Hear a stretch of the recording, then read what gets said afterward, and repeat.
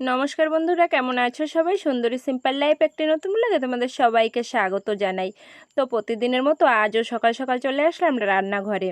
তো রান্নাঘরে এসে আগে কুমড়ো শাক আছে 2 গাঁটটা, তো এটাই আজকে রান্না হবে। তো এই যে 1 গাঁটটা ধুয়ে আনবো এখন, আর 1 গাঁটটা ছোটো ছোটো করে কেটে পানিতে ভরে রেখে দেবো ফ্রিজে, কারণ যা গরম পড়ে সারাদিনে বাইরে তো কিছু রাখারই কায়দা নেই, সব শুকিয়ে যাবে। তাই পানিতে ভরে সুন্দর করে ফ্রিজে রেখে দেবো। এই যে 1 গাঁটটা কেটে নিলাম শাকগুলো, এইগুলো বসিয়ে দেবো এখন। তো শাকগুলো এদিকে হচ্ছে, এদিকে কুমড়ো শাকগুলো ভাজা হচ্ছিল, আর ওইদিকে আমি একটু উচ্ছে কেটে নিয়েছি ভাজি করার জন্য। এই যে উচ্ছেগুলোও এখন ধুয়ে নেব। তো আজকে সকালে এটাই রান্না, কুমড়ো শাক ভাজা আর উচ্ছে। তো উচ্ছে ভাজা মানে, তো মাছ নেই বাড়িতে, মাছ আনা হবে তারপরেই রান্না।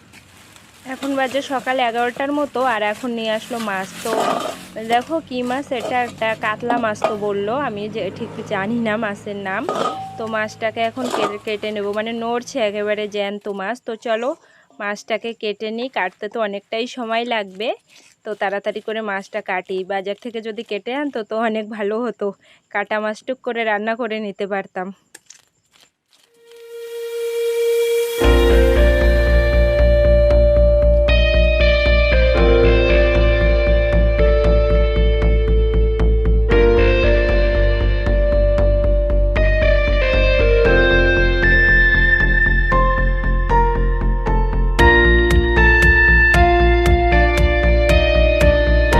সব রকমেরই মাছ কাটতে পারি, তবে মানে আমার কোনো অসুবিধা হয় না। তবে বাজারে যেরকম সুন্দর করে পিস বের করে দেয় অমন সুন্দর হয় না, আর একটু দেরি লাগে, মানে অনেকটা সময় লাগে বড় মাছগুলো কাটতে।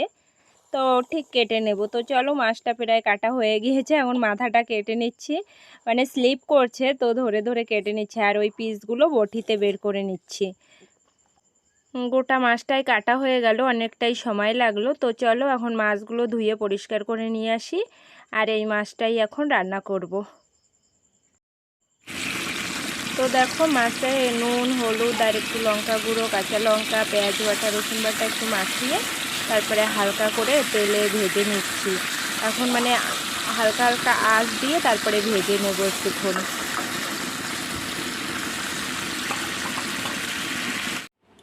তো দেখো কাতলা মাছ দিয়ে সর্ষে বাটা তরকারি হয়ে গেল কমপ্লিট।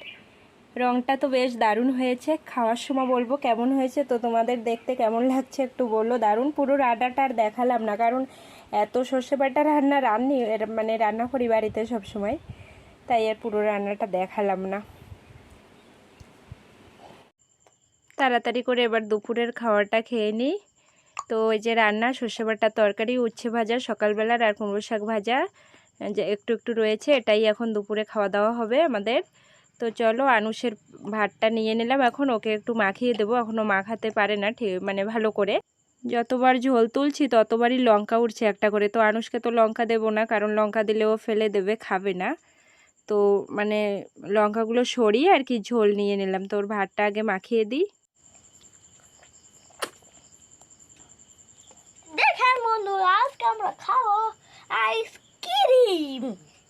আইসক্রিম কে নিয়ে আসলো আইসক্রিম? পাপা।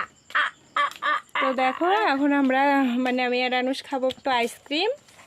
তো চলো আজকে ভিডিওটা এখানেই শেষ করছি। ভিডিওটা ভালো লাগলে লাইক কমেন্ট শেয়ার করো। সবাই ভালো থেকো, সুস্থ থেকো, সাবধানে থেকো। খুব শীঘ্রই দেখা হবে একটা নতুন ব্লগে।